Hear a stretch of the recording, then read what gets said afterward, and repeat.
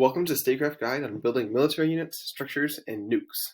Let's start with military units. The most basic military unit is the ground unit. That's this one here with the 3 arrows. These are the only units that can conquer territory and are key in any statecraft military. There are also assorted air and sea units, including units that are able to easily transport units from place to place, which you can learn more about in our Guide to Troop Movement.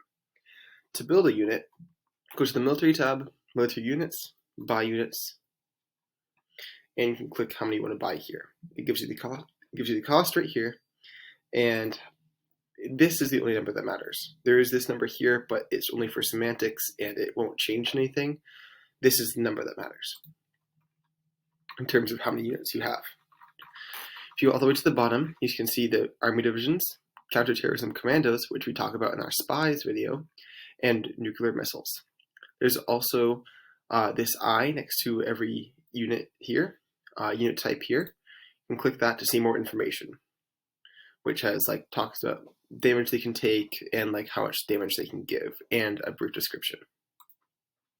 Keep in mind that military units cost a lot, so even though it might not look like it's a ton right here or right here, you have to pay a pretty heavy maintenance fee every turn to make sure your units can stay alive. So if you can't pay that amount, then you're brought down to however many. Obviously, it's going to take away from what you have, and then your units will stay there. You'll be able to still see them, but you won't be able to do anything with them or have any combat with them because they'll just be out of commission.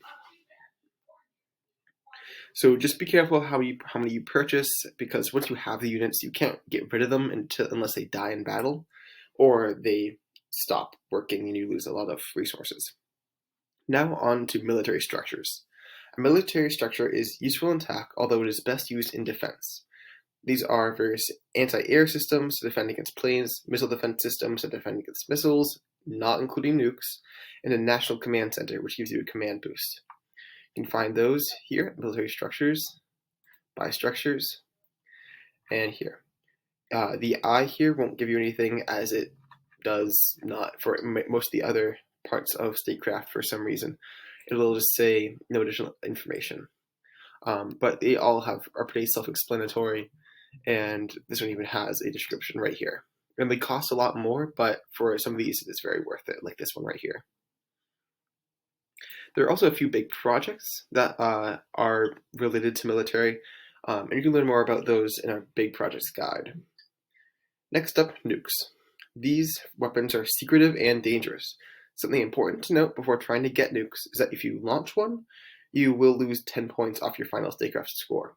If nobody launches them, then everybody gains 10 points and you're fine, but if you do launch one, then everybody else will gain those 10 points and you won't get them, so that's something to consider. You only lose it once, but if you're aiming to win the game, it's something to keep in mind. With enough cooperation, you don't even need to use nukes, so keep that in mind as well. And in order to build one, you need to do some research, as with a lot of other military units. Take 7 turns, and then it is just a military unit.